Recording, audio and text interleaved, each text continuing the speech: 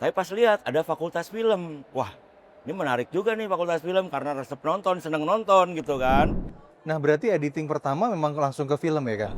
Kata itu kalau susunannya beda maka kalimatnya beda. Begitupun editing, kalau susunan gambarnya beda maka yang disampaikan juga akan beda dampaknya. Supaya kita punya referensi yang di area itu gitu kan.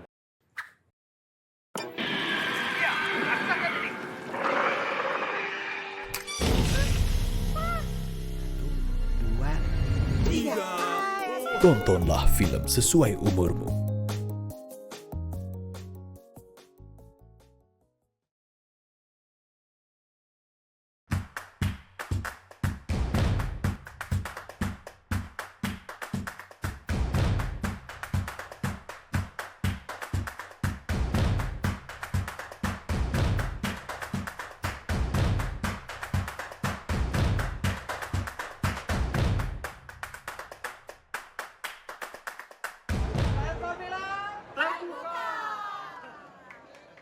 Halo sahabat Sensor Mergi, kita ketemu lagi di Kelas Cinema dan ini adalah edisi spesial JAF Market 2025. Di JAF Market ini, seluruh pihak di ekosistem perfilman Indonesia ada, termasuk tentu saja ada penulis skenario, sutradara, produser, rumah produksinya juga ada di sini sampai ke post pro-nya ya, color grading misalnya, musik scoring dan semua lengkap di sini. Lembaga sensor film tentu saja hadir sebagai perwakilan dari negara untuk ada di ekosistem perfilman Indonesia. Nah, karena itu bintang tamunya juga istimewa. Siapa tamu istimewa kali ini?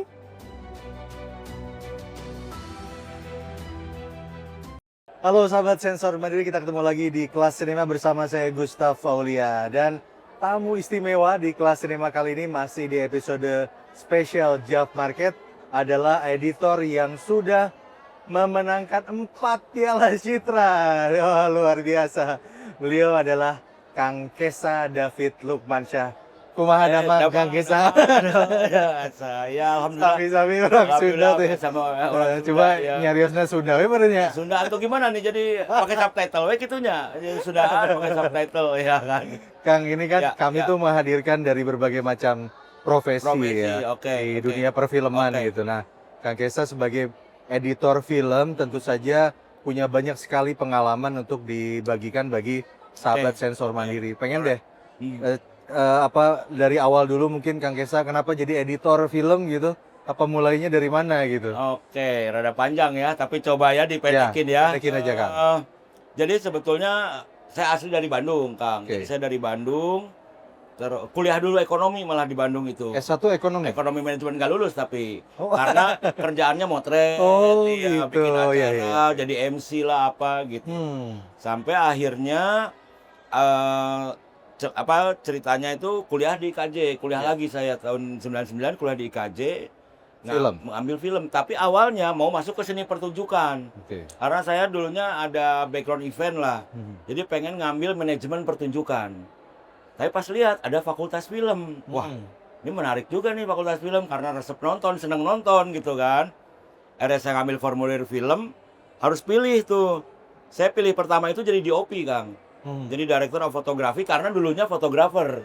Ya. Nah, udah saya mau jadi DOP, belajar film, belajar ya kuliah film.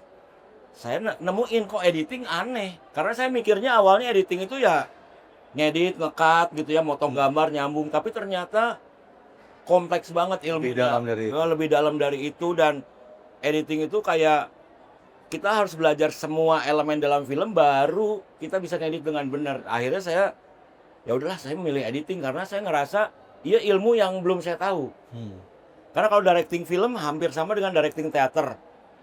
Penulisan film hampir sama penulisan teater. Semuanya tuh hampir sama. Nah, editing ini apa? Profesi yang nyusun gambar terus impact-nya jadi beda. Orang jadi ngerasain, orang jadi sedih gitu. Nah, akhirnya saya perdalam ilmu editing, pelajari sejarahnya sampai akhirnya saya jatuh cinta sama editing secara keilmuan dulu. Oke.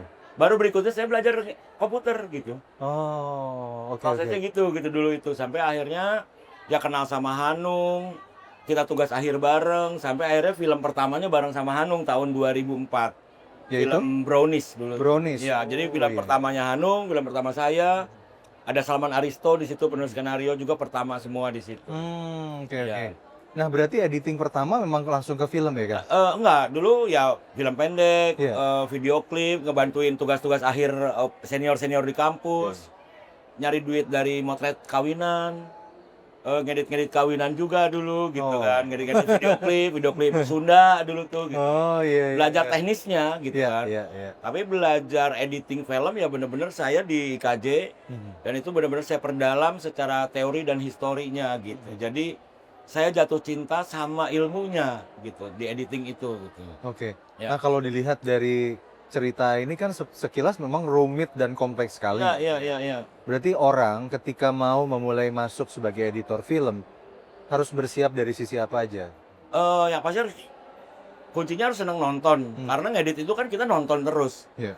dan nonton dengan perspektif yang selalu baru. Jangan karena kita ngedit sampai malam besoknya ditonton, wah bagus, padahal enggak gitu. Tapi karena kita capek, jadi kita harus objektif terus gitu, itu sulit. Jadi harus selalu menjadi penonton gitu, itu yang paling sulit gitu. Terus kita harus sensitif, nggak bisa kita mau jadi editor film itu basicnya cuman karena suka ngedit komputer, nggak bisa. Karena kita harus seneng sama yang namanya ilmu sosial, ilmu antropologi, budaya, psikologi gitu. Karena yang kita edit itu adalah cerita naratif yang isinya adalah tentang sosial, tentang percintaan, perpisahan, konflik. Nah, itu kan masalah manusia. Nah, itu yang kita edit gitu melalui susunan gambar. Nah, untuk editor muda kan mungkin ya karena dia seneng lah, nggak apa-apa juga dia seneng bermain dengan cutting-cutting, irama dan lain-lain. Padahal bahwa di dalam shot itu ada story, ada narasi yang harus disusun secara benar supaya naratifnya benar gitu. Nah, kompleksnya itu jadi kayak nulis, Kang. Ngedit film itu kayak menulis shot, nulis apa kayak kata-kata itu kalau susunannya beda maka kalimatnya beda. Begitupun editing, kalau susunan gambarnya beda maka yang disampaikan juga akan beda dampaknya gitu. Oke. Nah, kan genre makin banyak ya. Indonesia Betul. secara kreasi cerita Ya. juga luar biasa. Ya. Treatmentnya bagaimana sih, Kang, sebetulnya kalau untuk edit? Iya, sekarang itu yang menjadi tantangan bagi kami juga adalah referensi penonton dan referensi filmmakernya sama. Kalau dulu sebelum ada streaming, sebelum internet secepat ini, teknologi secanggih ini, referensi filmmaker tuh yang paling luar biasa. Maksudnya referensi itu mereka bisa akses film-film yang tidak tayang di Indonesia. Oh iya. Tidak ada festival, jarang dan lain-lain gitu.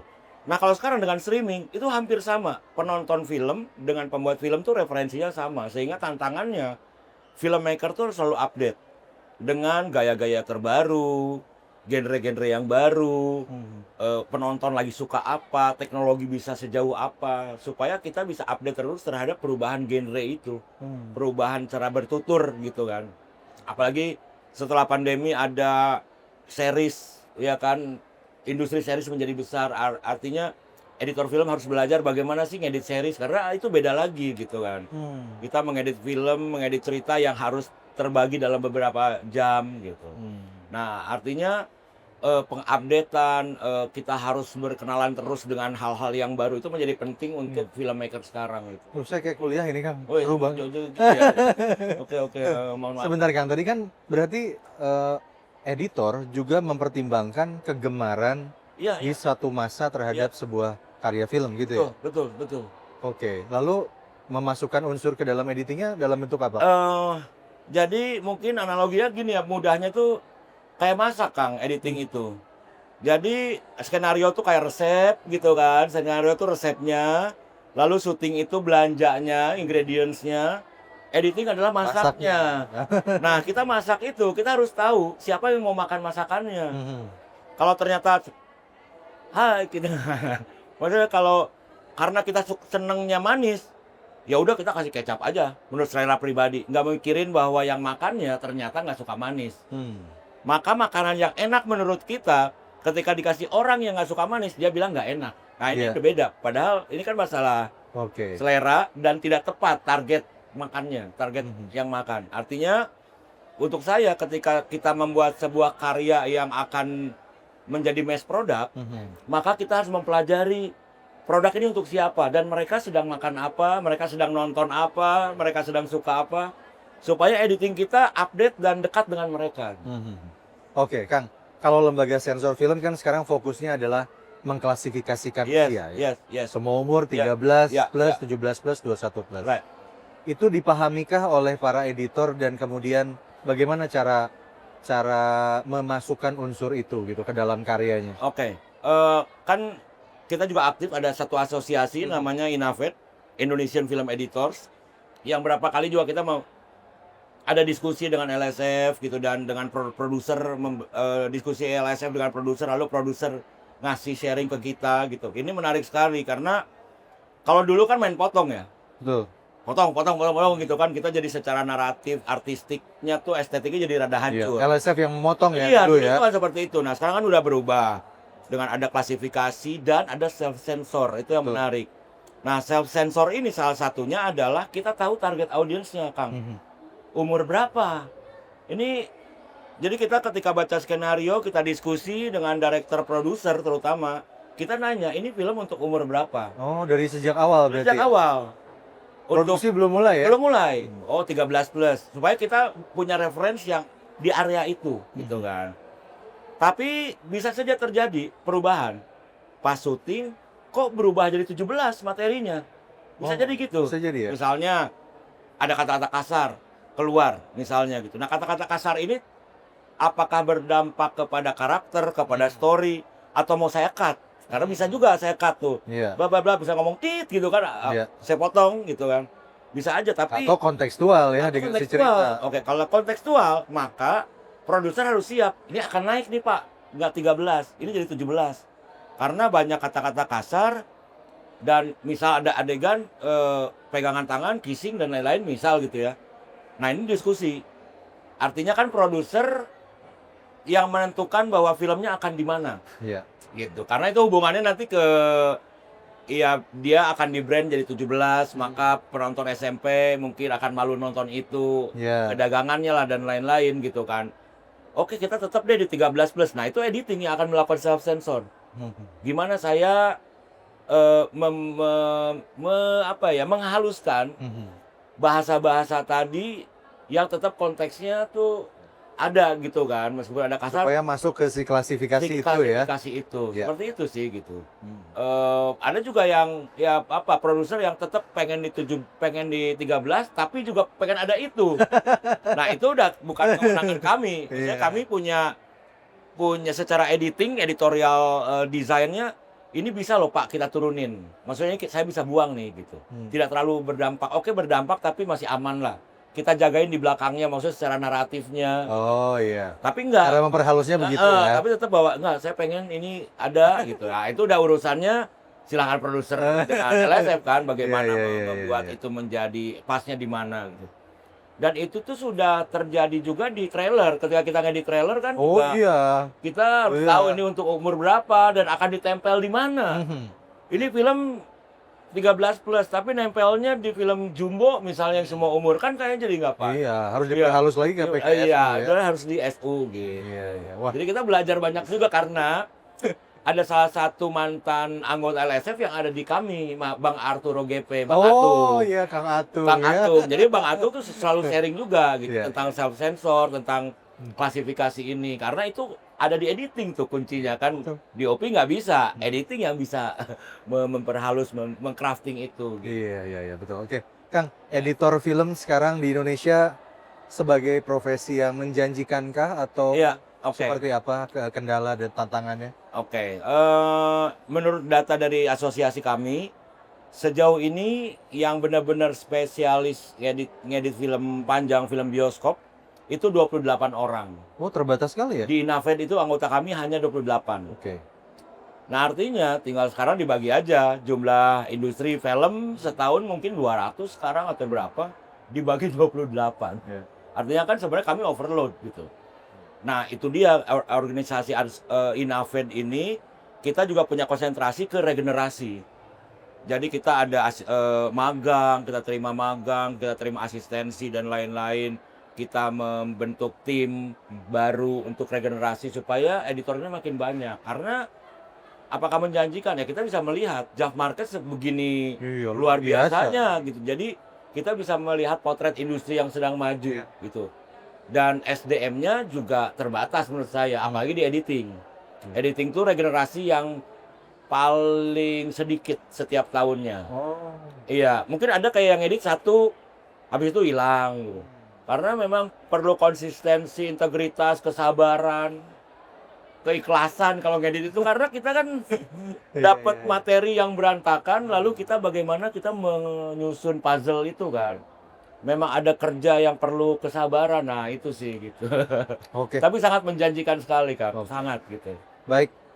Kang Kesa, Ya. hatur nuhun pisan. Terima Terima kasih kasih, banyak dan Hatur nuhun. semoga sukses terus, Amin, Kang. amin. Karya-karyanya juga semakin mendunia dan Alhamdulillah, juga amin, amin. bisa melahirkan tadi ya generasi Generasi berikutnya di dari Trinidad editor baru. film. Betul. Oke, Thank nuhun, you, Kang.